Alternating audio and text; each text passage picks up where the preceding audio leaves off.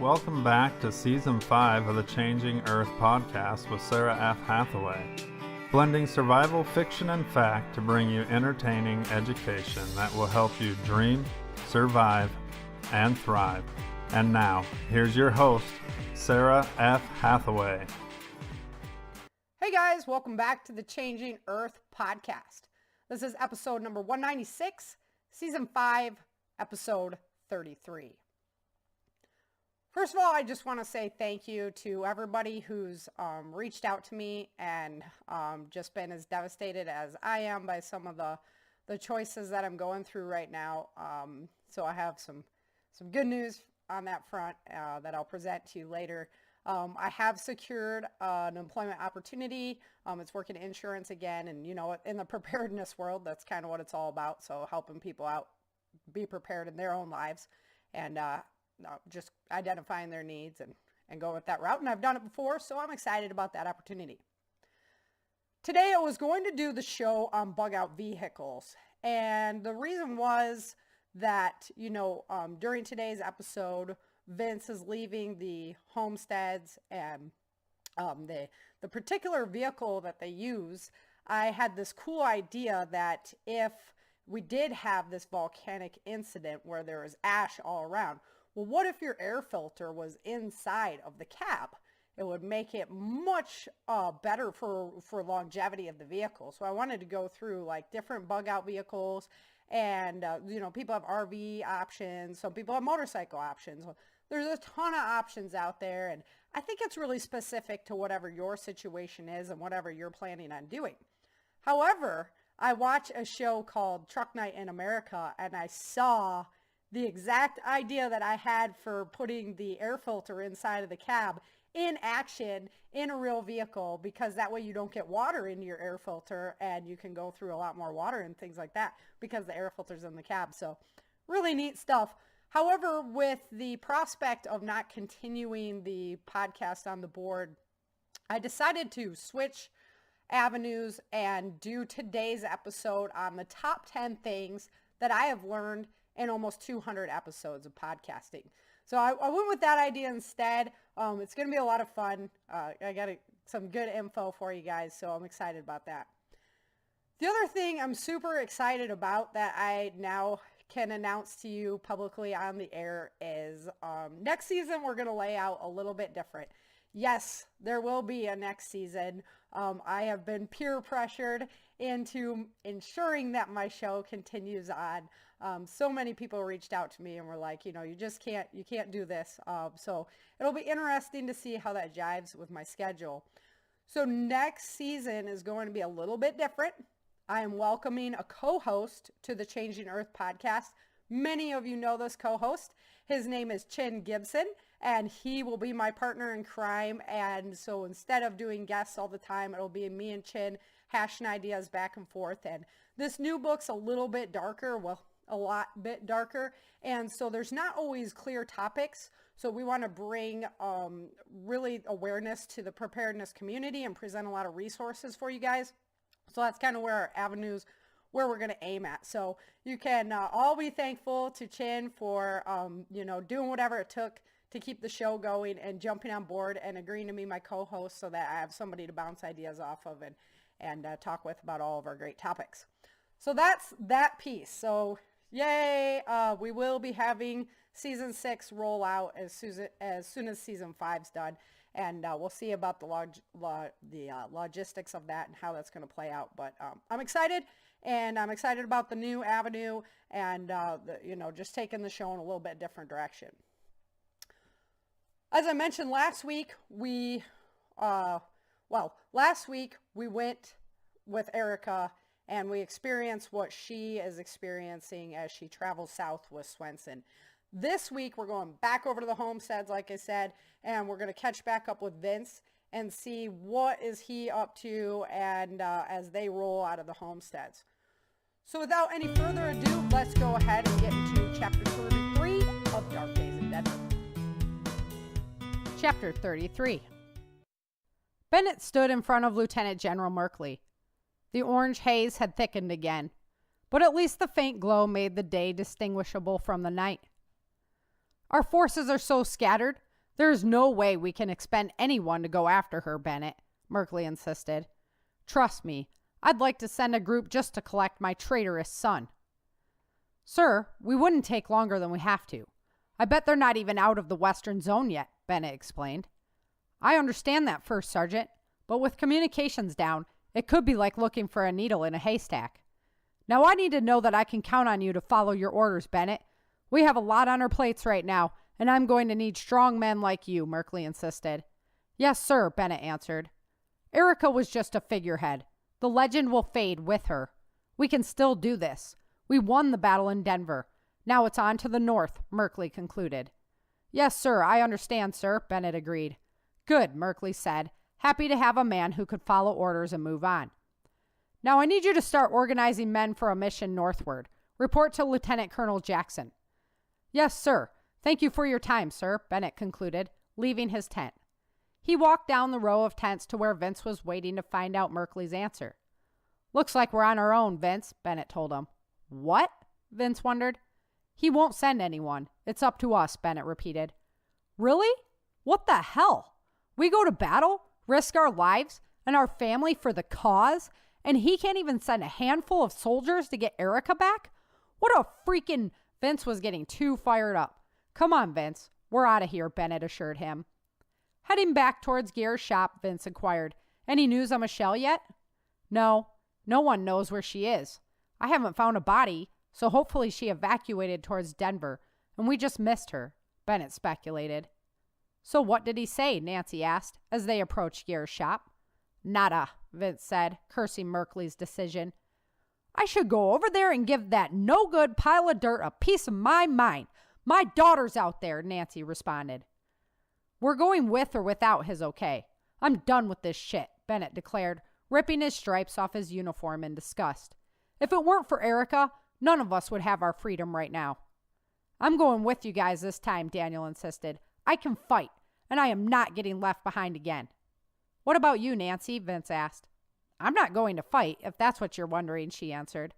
We'll be close to Dallas, Vince said. You could stay with Brett, and we could rendezvous back there. Sounds like a plan to me, Nancy agreed, unsure of her place now. Trucker started barking in the front yard, but quieted quickly. Knock, knock, a familiar voice said from the door. I heard the Moore family returned. Greg, Vince elated. Oh man, am I glad to see you, buddy. Likewise, bro, Greg agreed. How are my parents? Vince asked. A little banged up, but they are going to be fine. Megan is alive. We were some of the lucky ones. It's such a mess, Vince, Greg described with a far-off look. Erica's been taken by the feds, Vince told him flatly. What? He said, looking around like it was just a joke and she was really hiding somewhere. They took her, ambushed us, and shot us all. My helmet and my dad's watch saved me. We lost Kyle, Philip, and Hensley, though, Vince explained. Oh, man, I am so sorry, Greg replied. Are you going to get her? Of course. We're gearing up right now. Merkley wouldn't give us any reinforcements to help. We're going solo, Vince explained. You got us, Gear stated, strapping down the straps on his backpack. Come with us, Vince urged Greg. I'm a mess, bro. Erica is my everything. Greg turned on his heels, thinking hard. You know I love you guys. But I gotta take supplies back up north. People are counting on me. I'm counting on you, Greg. I really need you for this, please, Vince begged. Vince, I'm so sorry, but I can't. My family, these people, they need me too. I promise I'll take care of your parents, Greg replied. I understand, Vince acquiesced, deflated. You gotta do what you gotta do, right? I'm sorry, Vince. I really wish I could, Greg admitted. When are you leaving? Now, Vince told him. We've already spent days coming up here. Hopefully we can still find some kind of a trail. I hope you do, Greg said thoughtfully. He was all twisted and torn inside by his love for his friends on one hand and his love and commitment to his family on the other. I'm sure, Vince huffed angrily. Vince, Greg started to say. Greg, I get it. I understand your decision, but I don't have time to worry about that now. Maybe it's best if you just go, Vince told him. Take care of yourself, Greg said, giving him a hug and walking slowly away. When he was out of earshot, Vince started cursing in anger. He yelled at his pack for not fitting in the truck correctly and threw things to the ground. Nancy saw him from the shop and dared not approach. Bennett was helping Gare with supplies and noticed Nancy looking with concern out the door.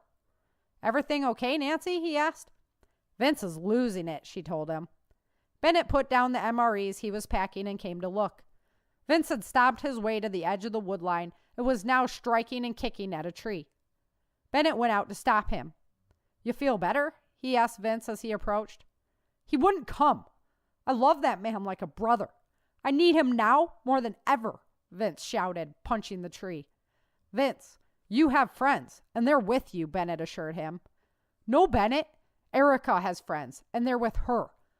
That man there is my best friend. I love him like a brother, but he still wouldn't come," Vince moaned.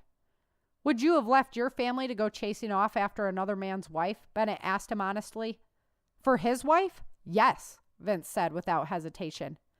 "Vince, we're going to get her back," Bennett told him. "I miss her so much," Vince admitted, starting to cry. "I can't believe I let them take her." Vince slumped down on the ground, crying into his legs. "I'm going over the same guilt trip in my head. If I would have just gone with you guys, then maybe," Bennett started speculating. "Then maybe you would be dead too," Vince said, sniffing up his runny nose. "Maybe," Bennett agreed, "but I wouldn't be here kicking myself for letting them take her." Vince chuckled at him a little. "Stay strong, Vince. Do you know what Erica went through when she hauled you across Montana on your deathbed? She had to stay strong for you, and now you have to stay strong for her. And just so you know, I am your friend," Bennett told him seriously. "I know, Bennett. I didn't mean it like that," Vince replied. "I know you didn't. I just wanted you to be sure." "I guess you're stuck with me," Bennett jested.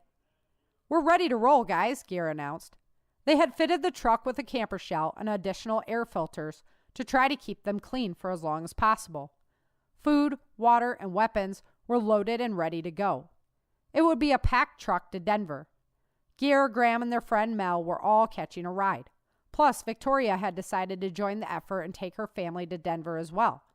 Sergeants Walker and Ponover were headed north with Greg to bring supplies to the people suffering up there. Bennett sat shotgun as Gare drove the truck out of the homesteads. The vehicle moved slowly through the camp, headed for the exterior gate. Lieutenant General Merkley was standing outside of his tent as they crept by. He waved for them to stop. "I didn't know we had a vehicle running," Merkley commented. "We don't," Gare said. "I do." "Bennett, what are you doing with him?" Merkley wondered. "I gave you orders to report to Lieutenant Colonel Jackson. Is that Staff Sergeant Gleason back there? I want you people out of that vehicle right now." "Respectfully, sir, I can't follow that order. We're headed to Denver, and then we're going to find Erica," Bennett stated. "That was not the order I gave you, soldier. If you drive out of this town in that truck, I don't want to see either of you again. You're done fighting for the mercenary army," Merkley said angrily. "Here you go, sir." Bennett handed him his stripes. Lieutenant Colonel Merkley just stood there dumbfounded as the truck left him in a cloud of volcanic ash.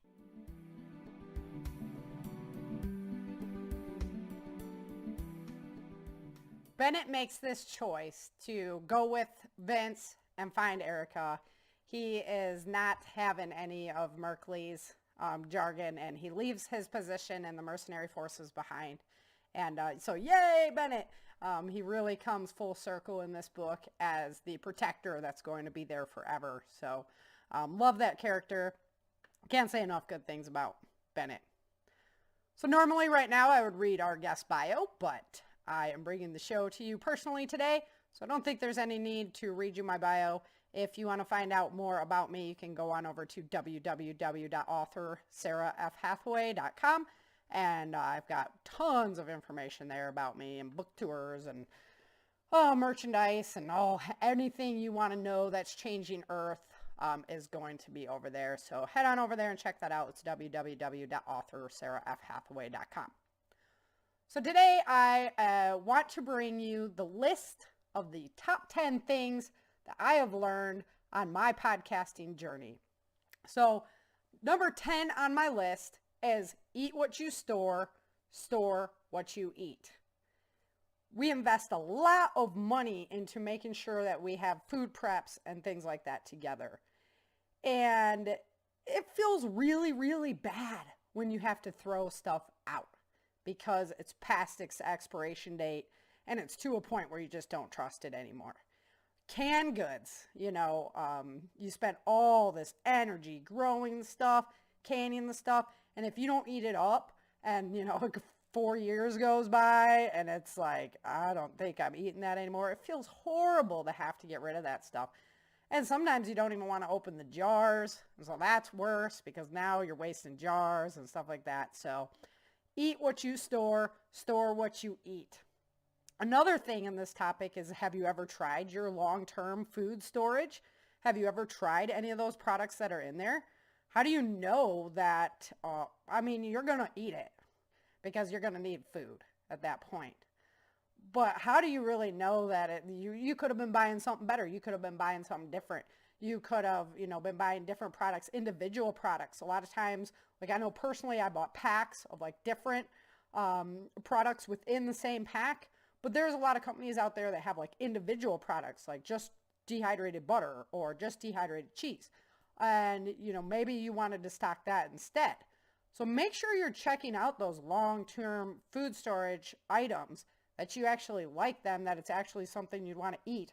Otherwise, I wouldn't invest thousands of dollars into it. The other big important facet here is to rotate your stocks. So I've seen lots of people who talk about, hollowing out walls to fill them with box goods or different areas where you could hide your food storage. And that's all well and good. However, that product is never getting rotated. So you're never eating that product and replacing it with new product. Plus, rodents, insects, things like that, if you could get into that area, guess what? So can they. So, you might think, oh, I've got all this stuff stored in my wall, and if something happens, I'm going to be able to access it. Well, guess what? The mice are thinking, oh, I can access it right now, and then you go to get it, and it's gone. So I don't put as much stock in those types of storage programs. I'd rather have the food on hand that I'm actively eating and consuming, and then whenever we buy new product, we put it behind old product, move everything forward, got to rotate your stocks. Number 9 on my list, seeds, and more seeds. So before I started podcasting, I would have never, thought too much about seeds. We order them online, we go to the store and buy them. It seems like there's always seeds and it's no big deal. However, not only do you have to know how to garden, but you have to plan to fail. Because a lot of things can go wrong with a garden really, really fast. Bugs, animals, just different things. If you're hungry, so are they. Just the plants might not grow. It might not be a good year. Your soil might not be too great. You might not have sunshine. So you have to plan to fail. And Johnny Jacks is the one who really drilled this home into my head, that you need to have enough seeds to not only plant your garden this year, but also plant your garden next year. Because if this one fails, you have to have seed stock for then. So that's really important there. The other avenue of that is that your long-term food storage, your food storage has to cover you for that year you might fail. And, hopefully you don't fail the year after that. The other thing about seeds is you have to know how to harvest them and replace them. A lot of plants nowadays on the market, you can't even get viable seeds from those plants anymore. They've been genetically engineered so that you can't harvest seeds off of them. So make sure you're doing your research and you're planting plants that do have harvestable seeds. And so it's never a bad idea to let some of the plants go and learn about how to harvest those seeds. It's not something you want to be learning on the fly, because different seeds you have to store differently, you have to harvest differently. So these are things you should actively be researching right now, is how to restore your seed stocks once you use them. Sorry, we have a lot of pollen going now. We finally have some good weather, obviously. And, for those of you who are listening, I'm in my summer clothes again and enjoying the great weather, but we also have a lot of pollen going, so it gets you a little bit congested. All right, number 8 on the list. Some of the biggest things I've learned doing my podcast is problem-solving skills and communication. Problem-solving skills, being able to keep your mind calm when you are in that state of emergency just makes life easier altogether. It gives you new thoughts, new ways to solve problems. Just thinking outside of the box and being able to go, yeah, I can connect X with Y and put it all together and come up with a viable solution. It makes you feel really good, really confident inside, but it also gives you less expensive answers to problems that you have. So as I mentioned last week, our pump went down. We learned how to problem solve that and went about and did that, and it feels really good. Also, many interviewees that I've had on my show say over and over again, the biggest thing that you need for survival is the survival mindset. You have to have the attitude that you are gonna survive. You have to, even when the chips are down, when things are hardest, you have to find it within yourself to continue on. And, just recently I had a really big depression period, and you guys all know that, what I've been going through. And I don't know what's going to happen in the future, but I'm hopeful. And I keep putting one foot in front of the next because that's the way life is. And to me, I feel that depression is just a symptom of not being able to have this survival mindset.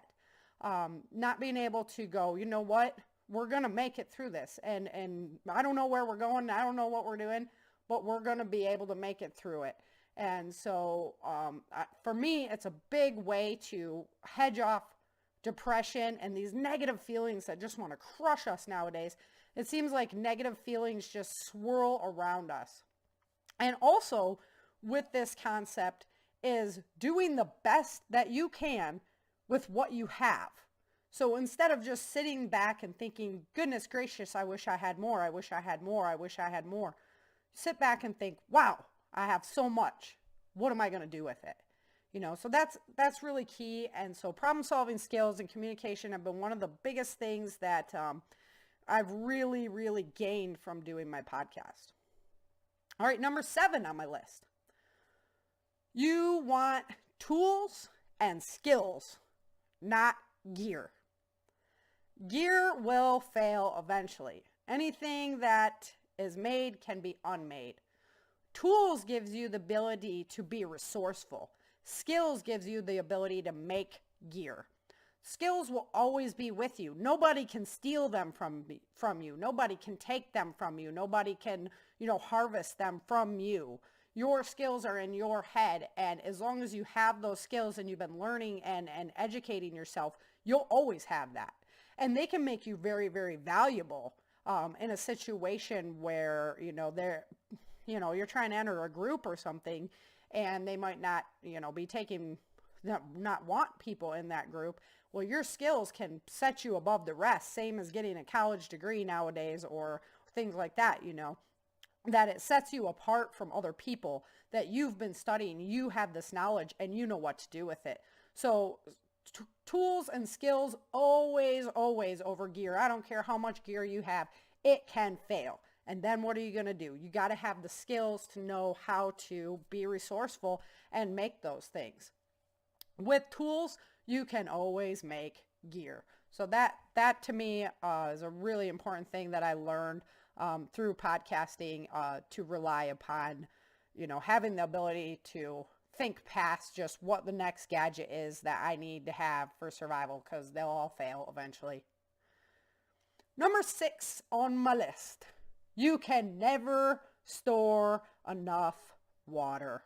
Water is so important. And when our pump went down, it just, you just realize how much water it takes to flush a toilet. Guess what? That is not going to be happening in a survival situation. You better get used to a trench and stuff, because it takes so much water to flush that toilet. There is no way you're going to be able to do that.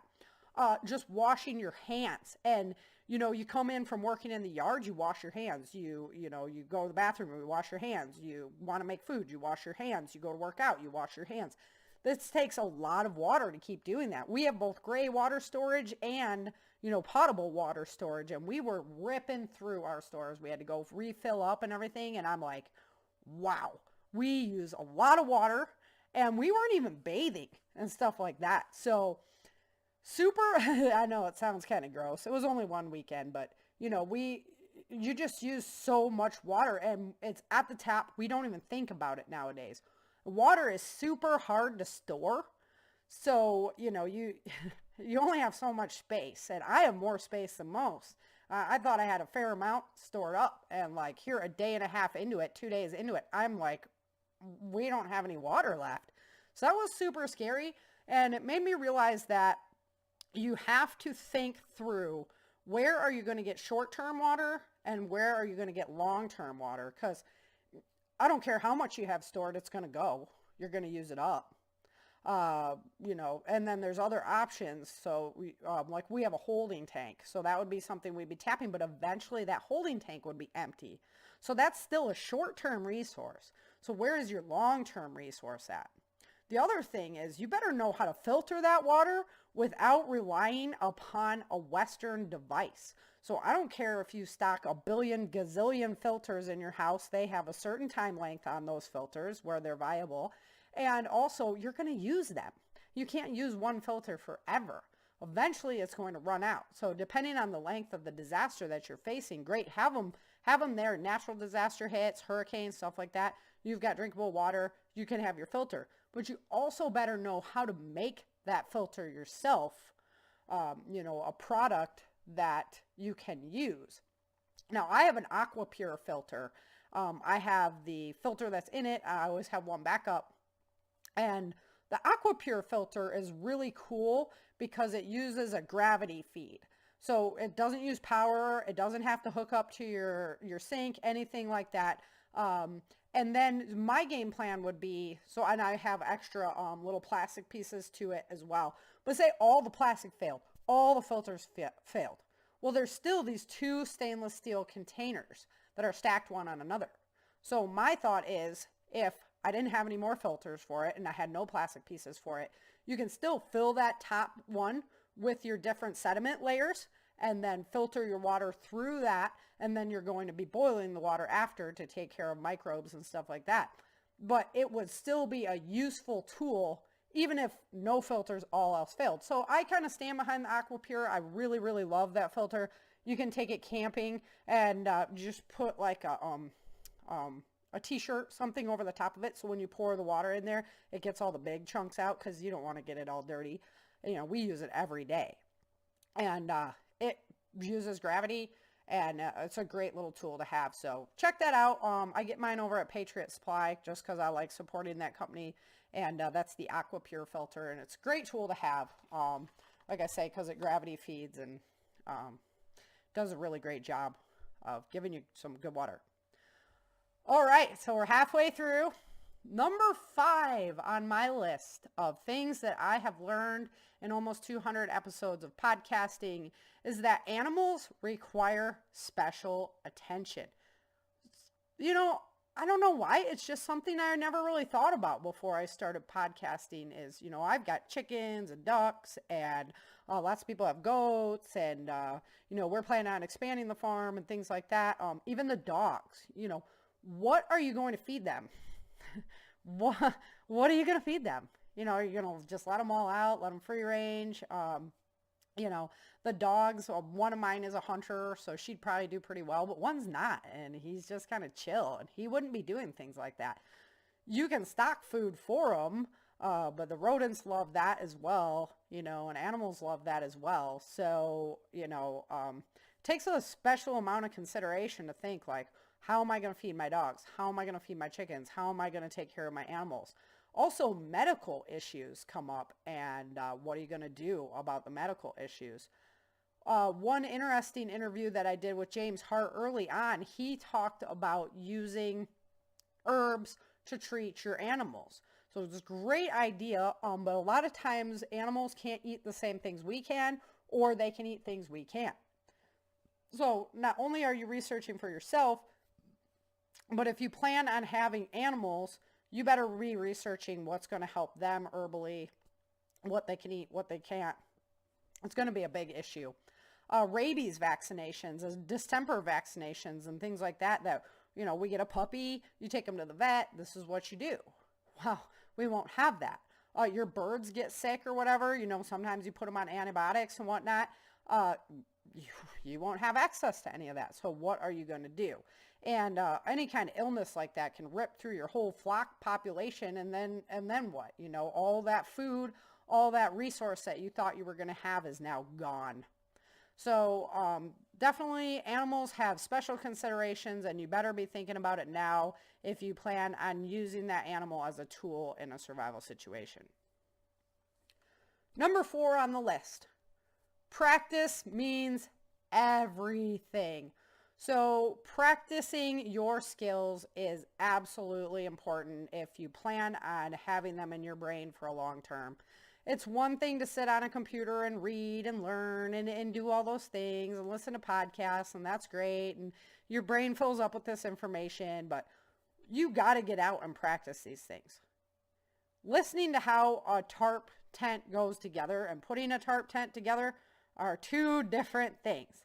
Listening on how to start a fire with a magnesium rod and then actually going out and doing that are two very different things. So I really learned this lesson when I studied to be an EMT. It was one thing to sit in a classroom and read the book and do the practice exercises and everything was good. And then, I got out under the ambulance and I got in real life situations where I had the knowledge to help this individual, and something inside me screamed very loudly that this is not what I want to be doing. It was like, I can't do this. So there's a big difference between learning and doing. And if you don't practice, it's just not going to be efficient. You're not going to be efficient at that skill. You're going to be learning while you're trying to survive, and that brings frustration, and that brings depression. And it's just all things that could be avoided with practice. Firearms practice, extremely important. You can't just buy a gun and have it in your house and be like, yeah, I'm going to use it in a survival situation or to defend myself, when you have no idea what you're doing. So, makes a big difference. Self-defense. You can't just go to one seminar and be like, yeah, well, I learned 5 skills and I'm going to use them. As soon as you're not practicing those things, you're just not going to be efficient with it. You're not going to have the strength to do it. So practice is just key.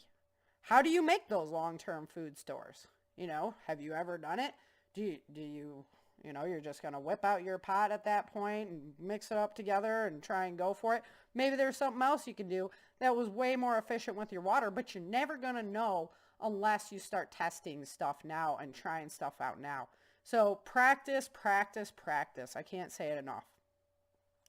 Number 3 on my list is one of the reasons why I actually got into survivalism and prepping, as people like to call it, wild foraging. Knowing what there is to eat in your area, man, you just can't underestimate the value of that. That's why I try to do an episode every season on wild foraging, what there is in different areas, what there is across, commonly across North America, just things that you can find to eat. Your long-term food storage will run out in a long-term survival situation. You're going to eat it. There's just no other way. Also, that food is generally super high in sodium and not too flavorful.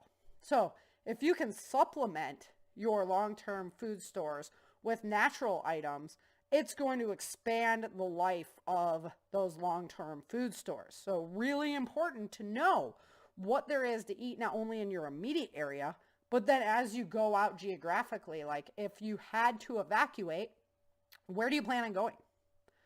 So what is there to eat there? That's pretty darn important. Also, in the past episodes, we've talked about how, women in their menstrual time, that they need an uptick of iron. Also, if you are cut and bleeding, you're going to have the same needs. So iron is super important. The protein sources are super important. If grid were to go down, everybody goes out and starts hunting. There's going to be a major dip in the animal population because humans are going to be looking for food in the woods. So there'll be this major dip. And if you don't know how to find protein sources without going to an animal that might not be available anymore, you're going to be in big trouble. So knowing your wild forageables, knowing what kind of berries you can eat, which ones you can't eat, which ones are good for certain ailments. For example, the original settlers here in the western area, they were having problems with scurvy. And they were dying from scurvy and having big problems with it. Well, the Native Americans knew exactly what was wrong. They made them some pine needle tea, which provides you with vitamin C, which stops the scurvy. However, if you didn't know that, you would never know that, and you're not going to just, blend up some pine needle tea just for the heck of it. You might. I mean, it kind of tastes like pine sol. But you're going to drink that if it's going to give you the vitamin C you need to ward off the scurvy. So again, it's really important to know what plants provide you what vitamins, what nutrients, because the long-term food stores, they're worried about getting your belly full. They're not always so worried about what your nutrient supply from eating that item is. And if you can find one that does have that concern on there, boom, stock that one. Also, just a side note, kind of back into food storage, great thing to stock is protein powder. I mean, why not stock cartons of protein powder when you could have it right there? Boom. Protein powder, vitamins, stuff like that. The episode that I did with Tammy on making your own vitamins, so you have chickens that are laying eggs, you can use that. You have a orange tree, so you're eating the oranges, but also you can use the peels in a positive way. So learning how to make your own vitamins and provide those nutrients is almost going to be as essential as putting food in your body.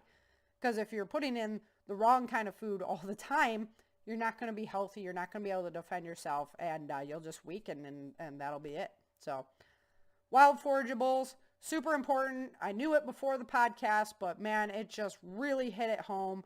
And it enlightened me to, there's not very many plants that are geographically universal. So just because you're good in your area, well, what if you have to leave your area?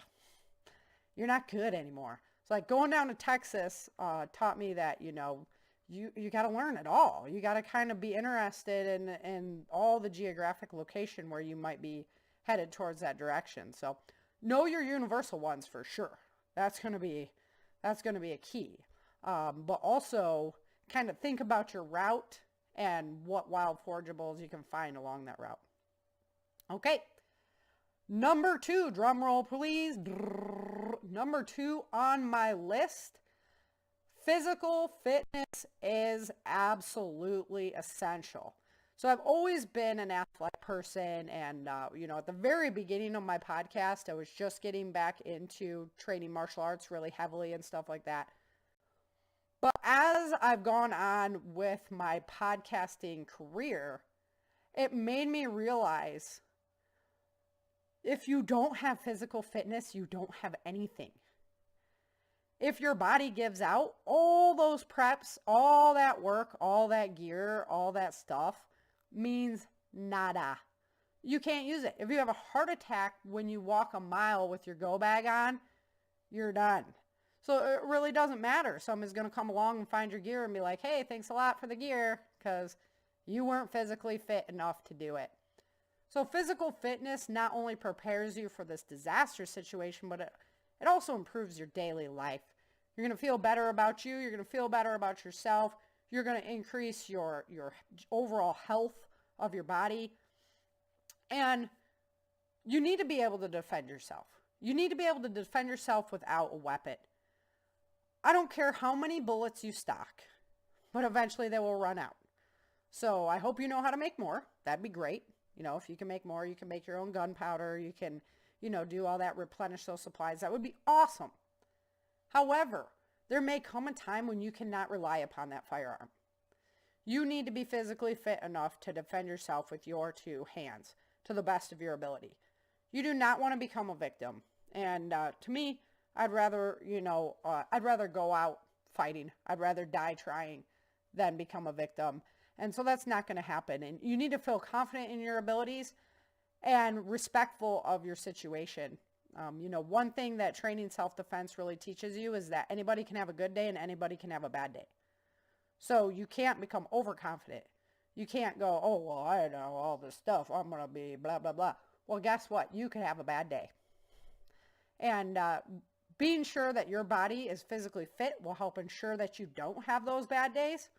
But you always have to have respect for your opponent, no matter what skill level, what they look like, anything like that. You got to have respect for your opponent to keep yourself safe. So another facet of physical fitness and just overall fitness is, I don't know about you, but I hate going to the doctor. So I really, it's just not something that I like to do. I don't really take too much stock in Western medicine. Now, if I had a heart attack or I broke a leg, of course, the first thing I'd be doing is going to the doctor. But on that same note, I don't like to go to the doctor for just every little ache and pain and ailment. Now, there situations arise when there's a procedure or something like that that we could have done and we could wait on. For example, my foot. I could have waited on my foot. It was painful, and my toe was really screwed up, cutting into my other foot or my other toe.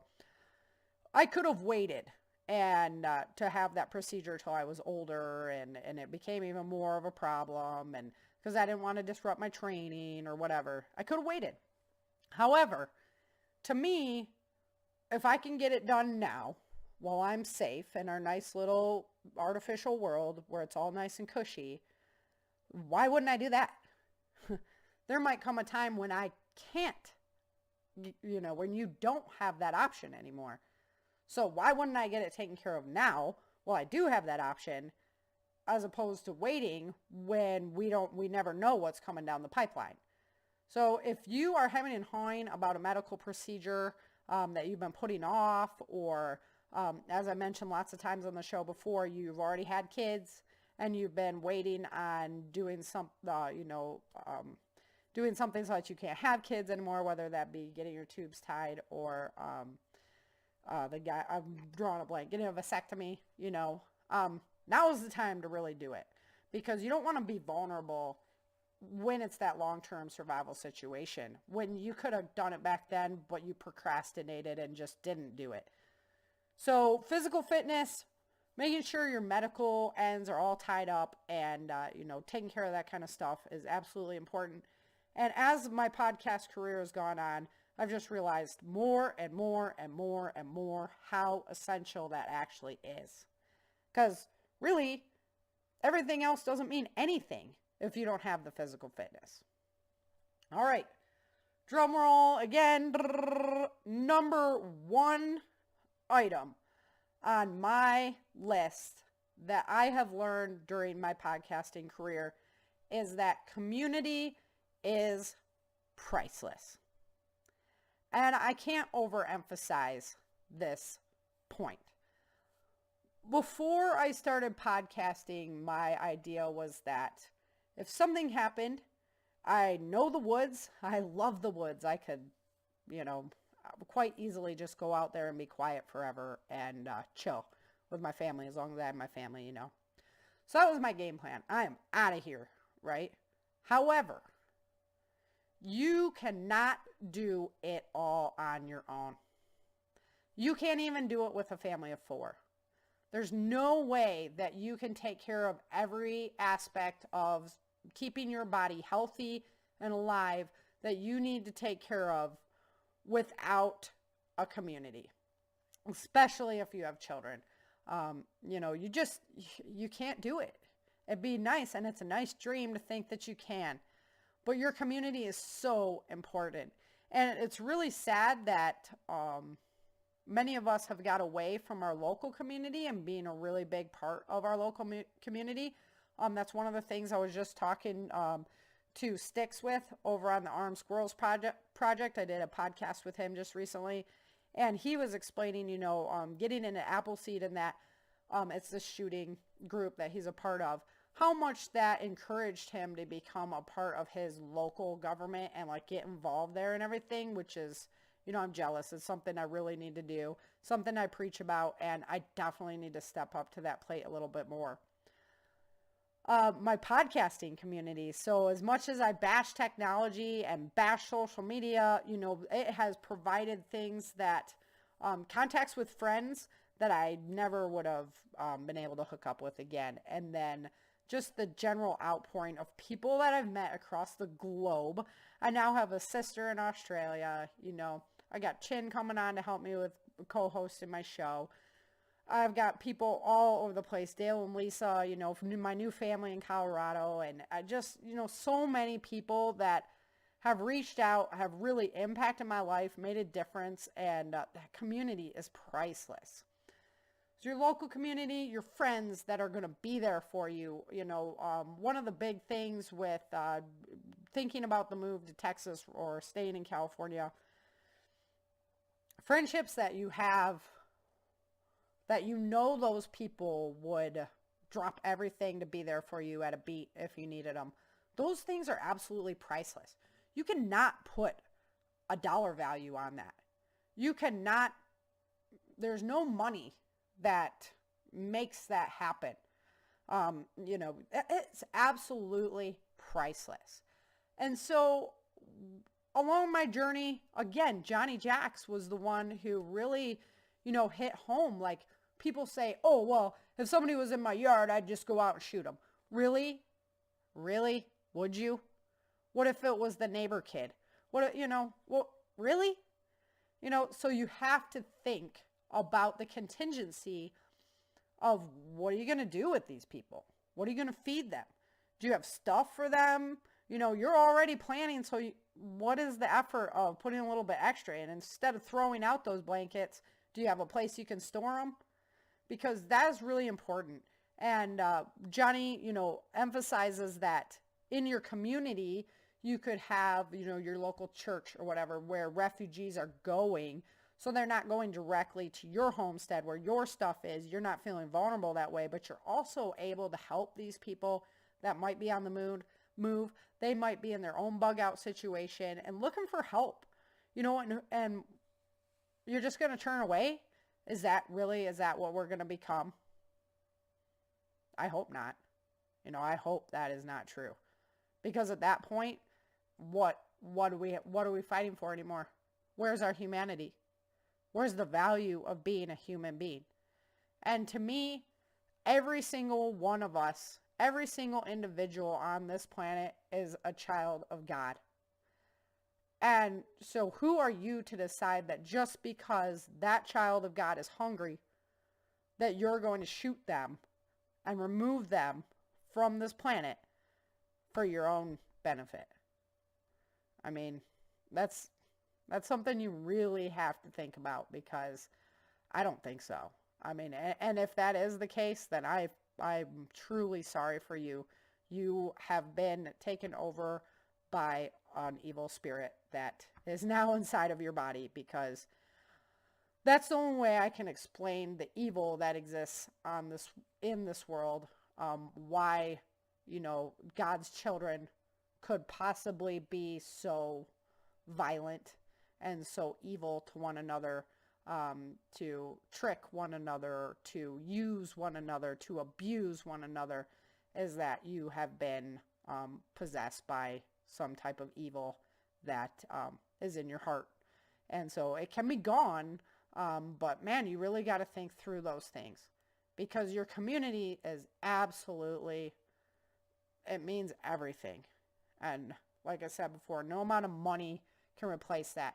No amount of money can buy that. That is just something that you earn through your loyalty, through your trust, and through your respect for others. So there it is. I'm going to quit preaching about it, because I know that, you know, it's a great topic, and it's something we all need to think about for sure, because I hate hearing that answer. And it's kind of a newbie answer. In my opinion, it's kind of an uneducated answer. What would you do if somebody walks up to your house? Well, I'm just going to shoot them. Well, really? You know, really? You're not. What if it was somebody who was a doctor that could have helped your whole family? You're just going to shoot them, you know, because you don't want to feed them? Yeah, I don't think so. And you need those people. You need labor. You need help. You need bodies doing jobs to make everything easier on everyone. And that's something that the human race has figured out. That's why we're so specialized nowadays. Why there's less homesteads and self-reliant people doing everything for themselves, is because we figured out that specialization in one area, we have enough people to all specialize in those areas and make a whole from that. So whether that's good or bad, that's just what happened. And on some note, on some level, even if you're trying to self-sustain on your own property, you have to keep that real, and you have to keep that alive. So number 1 on my list, community is absolutely priceless. Number 2, fitness is paramount. Number 3, know your wild forageables. Number 4, practice everything. Number 5, animals require special attention. Make sure that you're thinking about their needs and what you're going to do for them. Number 6, you can't store enough water, so have your short-term stores. Know where you're going to secure it in the long term. Number 7, tools and skills, not gear. Tools and skills are most important. Spend your time there. Spend your money there. Number 8, problem-solving skills and communication are worth their weight in gold. You know, you're just going to feel better about being you. Number 9, seeds, and more seeds. And number 10, eat what you store what you eat. Well, that's all I got for you today, guys. So I want to go ahead and give a special thank you to all my supporters. You guys, I can't tell you what it means to me to have your support out there and have it. You know, I know money's hard earned and we all need more of it. And so for you to take that time to donate a little bit to keep my show going, man, I super appreciate it. Thank you so much. If you'd like to become a supporter, head on over to www.authorSarahFHathaway.com/support. That's www.authorSarahFHathaway.com/support. Thanks very much for listening today. I hope you guys enjoyed the show. And until next time, remember, dream, survive, thrive. Thank you for joining Sara for this episode of the Changing Earth podcast. Don't forget to pick up your copy of Day After Disaster, Without Land, The Walls of Freedom, Battle for the South, and Dark Days in Denver at www.authorSarahFHathaway.com. If you love Sara's books and this podcast, please head over to Amazon or iTunes and let everyone know by leaving a review.